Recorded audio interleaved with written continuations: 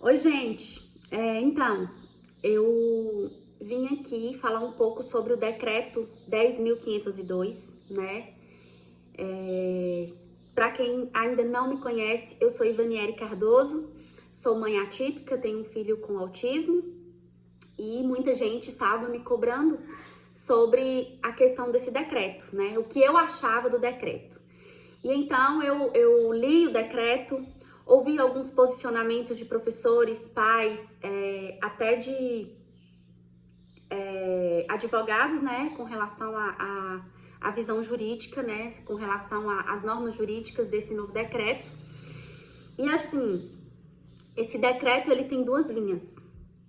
E isso nos preocupa, né? Até porque ele é uma ferramenta que a gente não sabe de que forma será utilizada. Se será utilizado para o bem ou para o mal, né? Ou se vai ser, assim, um aproveitamento de situações. A única coisa que nos deixa um pouco tranquilos é porque antes de um decreto nós temos o quê? Nós temos as leis federais. Antes das leis federais nós temos a Constituição.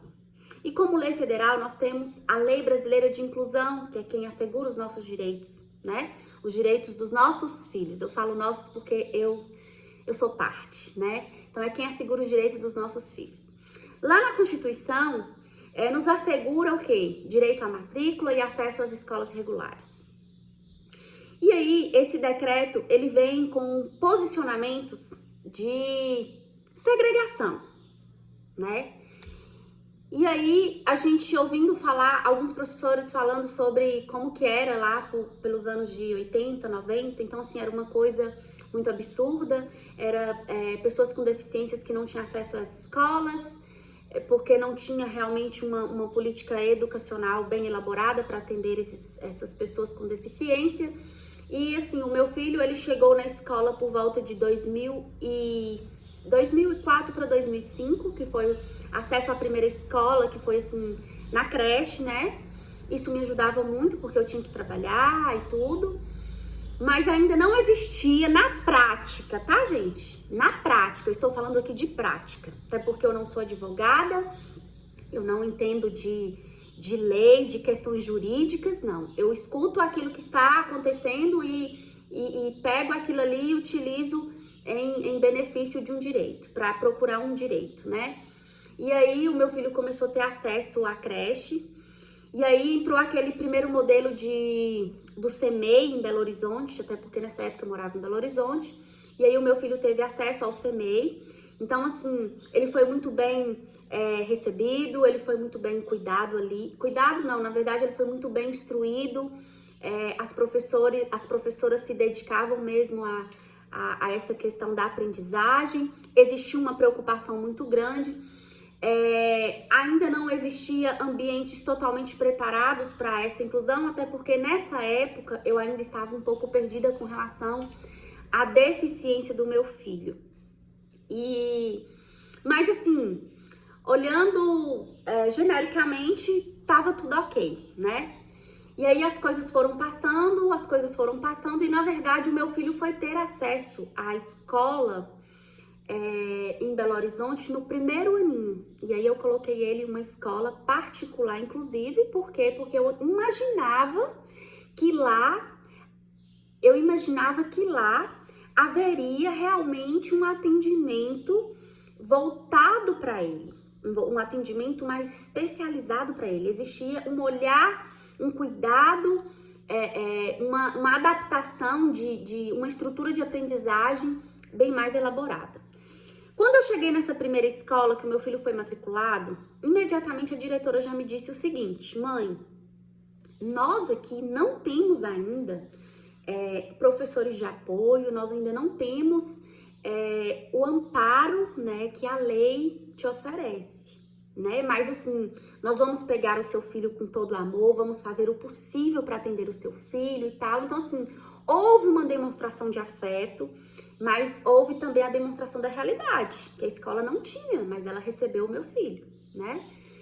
E aí o meu filho ficou ali por um certo tempo, estudando naquela escola. Só que aí foi quando começou a apresentar, não desenvolvia, né? E aí de lá eu peguei e me mudei, aí eu me mudei de cidade e tudo. Só que quando eu fui mudar de cidade, eu fiz uma pesquisa, né, para essa cidade que eu ia morar, que eu moro hoje, que é Varzelândia. Então eu fiz uma pesquisa sobre referências de escola com inclusão. E aí nessa minha pesquisa foi levantada certa escola, e então eu já procurei essa escola para matricular o meu filho. O meu filho foi recebido, né? O meu filho foi matriculado, então esse direito para ele foi assegurado. Lá ainda não existia sala de recurso, e quando começou a existir a sala de recurso não funcionava necessariamente dentro da escola, era fora do ambiente escolar. Mas a escola, existiam profissionais que ainda estavam despreparados para receber esses alunos com deficiência, até porque tudo era muito novo. E a gente ficava sempre naquela, tudo é muito novo, tudo é muito novo. Porque o que acontece? O Estado, o governo em si, ele cria as coisas e joga para as pessoas poder se virar, né? Não existe uma capacitação, não existe nada. E ainda tem aquelas pessoas que já vêm de casa, vêm da primeira educação, né? Eles não aprenderam a respeitar as diferenças, eles não têm estrutura nenhuma para lidar com essas questões com essas diferenças, né? Então, tem coisas que já são próprias da pessoa, do ser humano, que nenhuma preparação, a não ser a inteligência emocional, vai conseguir mudá-los, né? Isso a gente não pode cobrar. Infelizmente, é assim que funciona. Mas o que eu consigo enxergar nesse decreto? Olhando como ponto negativo, tá? Como ponto negativo. Eu não vou destrinchar o decreto aqui, até porque ele não é muito grande, é um decreto de boa leitura e tudo. Vocês podem imprimir aí pelo Google e pode dar uma lida.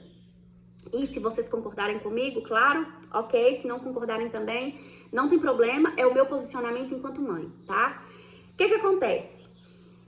Enquanto mãe, pro meu filho, isso é o quê? Péssimo, tá? É péssimo. Porque a escola, simplesmente, ela tem a opção agora de escolher se ela quer ou não atender o meu filho. E ponto final. Então, eu posso chegar na escola, na hora da matrícula, né? E simplesmente o diretor virar e falar assim, olha, Ivaniele, aqui agora é o seguinte, a gente não consegue mais atender o seu filho por essa e por essa questão, né? Acredito que aqui na minha cidade isso não vai acontecer, porque assim, a estrutura da escola que meu filho estuda hoje, que é a escola Deputado Edgar Pereira, é uma escola preparada, com pessoas preparadas, que me receberam, me recebem e atendem o meu filho com muito amor, tá? Só que eu estou aqui me posicionando, não é porque o meu umbigo está bem cuidado, não, tá? As coisas podem mudar também. Eu não sei qual será a abordagem do nosso, então, governador. Então, a escola, ela pega um regime que vem lá de cima, então nem tudo depende dela. E aí, o que acontece? Simplesmente, a escola vai pegar esse novo decreto, utilizar em seu favor, de dizer, olha, mãezinha, sinceramente, a minha escola não tem condições de atender seu filho. Procure outra escola que fique mais fácil, que tenha esse acesso ao atendimento especializado para o seu filho. Então, essa ferramenta pode ser usada dessa maneira pelos diretores de escola. E para os donos, para os diretores de escolas particulares, então, eles já podem nem querer atender criança especial. Por quê? Eu não tenho espaço. Às vezes ele não tem investimento para criar esse ambiente especializado para atender essa criança, então ele não é obrigado. Então, o que eu entendi com esse decreto? Escola inclusiva vai acabar. Isso para mim é retrocesso. Isso para mim é retrocesso, né? Houve alguns posicionamentos em questão da inconstitucionalidade. Para mim, eu vi a inconstitucionalidade material, mas existe fundamentos no decreto que são constitucionais, está embasados na Constituição. E é aí que está o perigo. É aí que está o perigo. Esse decreto fica aí valendo e fazendo acontecer, né? E aí é o que eu falei, é retrocesso, é voltar lá para trás. Quando eu cheguei com meu filho para matricular em uma certa escola, como eu já contei aí para vocês, ele foi matriculado e tudo, e as coisas aconteceram, mas o que tinha no papel, o que era lei, não funcionava. né? Não acontecia. Então, pode ser que esse decreto, muitas coisas não vão acontecer. Mas quem não gostava, e a gente percebe que é uma maioria, existe uma maioria de escolas aí que não gostam, não fazem questão de atender crianças especiais, isso para eles vai ser assim, uma carta na manga. Então isso, gente, isso é perigoso. Nós não podemos aceitar esse decreto. Nós temos vozes ainda, né? O meu filho tem mais ou menos 1 ano e meio que ele começou a não querer ir para a escola, tá numa fase de adolescência e começou a me dar trabalho de ir para a escola. Não queria ir para a escola e eu exigia dele para ir, ele não quis ir. Veio a pandemia, ele parou de ir para a escola, então tá do jeito que ele queria, né? E assim, ó, até investiguei o porquê dele não querer ir e não era questão do ambiente escolar, porque realmente ele não estava se envolvendo com as questões dele, né? E eu tinha que respeitar. Então, assim, isso pra mim foi um copo de água fria, tá? Um copo de água fria. E realmente é retroceder. Porque eu posso escolher a escola que eu quero pro meu filho, mas a escola pode escolher se ela quer o meu filho ou não. Simples assim. Aí vem uma outra questão que eu já olho como um ponto positivo, mas é aquela situação, na verdade, é uma espada que corta para os dois lados, né? O que acontece? Uma pessoa com uma deficiência muito grave, né? Uma deficiência muito grave que realmente não tem condições de estar ali naquela sala com vários outros alunos, que ela precisa realmente de um atendimento ainda mais especializado, ela precisa de atividades mais elaboradas. Essa pessoa, ela não tem como permanecer nesse ambiente, então ela tem que realmente estar em uma sala mais especializada, mais adaptada, etc e tal. Isso é o que está lá no decreto, né? É um ponto positivo, perfeito. Mas o recurso para estruturar essas salas, será se realmente vai acontecer? Será se realmente vai ter?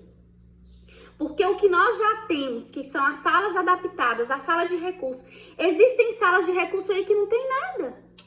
Existem salas de recurso que não tem nem espaço adequado para atender os alunos.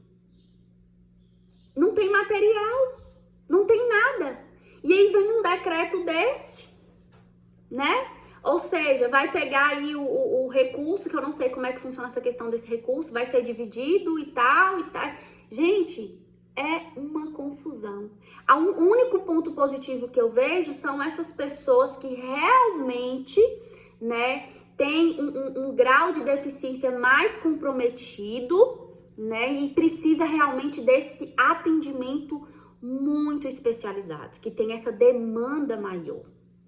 Esse é o único ponto. Mas o restante, nós não podemos aceitar. Nós não podemos ficar calados. No meu canal do YouTube, quem ainda não se inscreveu, se inscreva no meu canal do YouTube. Eu vou deixar o link aí, que é uma carta, né? Que você vai clicar nela, você vai ter acesso a essa carta e é o nosso posicionamento em não aceitar esse decreto, tá? Nós não concordamos com essa nova política nacional de educação. Faço um parêntese que agora, política, gente, é algo muito sério. Não troque o seu voto por nada em benefício próprio. Coloque o seu voto sobre pessoas que vão representar uma causa social, uma causa que não é só sua, uma causa que é de todos. O meu filho hoje está com 17 anos. Se quando voltar às aulas, que eu não sei nem quando vai ser isso, se ele falar eu não quero ir mais para a escola mais ele não vai.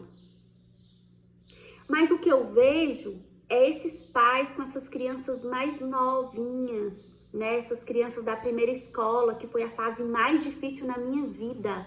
O meu filho com 7, 8, 9 anos foi a fase mais difícil da minha vida, onde eu tinha que parar, buscar o Ministério Público para me ajudar, onde eu tinha que buscar informação jurídica para me orientar. E agora com esse novo decreto, como vai ser isso? Qual é o amparo jurídico que você vai ter para ter o direito e o acesso do seu filho dentro da escola que é perto da sua casa? Porque de repente você não tem condições de levar o seu filho todos os dias para a escola porque você não tem carro. Às vezes o seu filho não tem acesso mais fácil à escola com transporte, não sei, é várias situações, porque tem pessoas que têm como levar, mas tem outras que não têm. E aí aquela escola que era perto da sua casa, de repente não vai mais atender o seu filho por conta desse decreto, porque eles podem utilizar esse decreto aqui como uma arma, né, para não ter mais o atendimento na sua escola. E aí te manda procurar outra escola e aí você vai... Onde que você vai encontrar essa escola? Gente, isso é uma loucura. Realmente, faltou sabedoria. Faltou sabedoria quando foi se criado esse decreto. Tem alguns pontos, como eu disse, que são positivos, que é a questão dos surdos, né? Daquele atendimento bem focado para eles, que são a gente até esqueci, né? Que é as libras, etc. Só que aí presta bem atenção. Essa parte aí, por isso que eu falo, existem ganchos que são, ok, são positivos, mas existem outros que são repudiantes. Como que um professor vai ficar na sala com 20 alunos deficientes, cada um com uma deficiência específica? Como que ele vai trabalhar? Como que vai ser isso? Porque uma sala hoje com 35 alunos, o regente de turma, ele não consegue dar atenção para um aluno que está lá que é deficiente. E aí existe hoje o professor de apoio. Agora no estado de Minas Gerais, o nosso governador mudou. O professor de apoio que está numa sala de aula, se lá tiver 3 alunos deficientes, 4 deficientes, esse professor de apoio tem que trabalhar com os 4. Isso já foi um retrocesso. Ainda bem que meu filho nem tá vindo pra escola por esses últimos dias, porque não tava... As coisas estão erradas. Aí teve outra situação, que são as atividades. O meu filho recebeu agora as atividades, que tá nesse atendimento aí online, as aulas online. Ele recebeu atividades do 9º ano, que são exigidas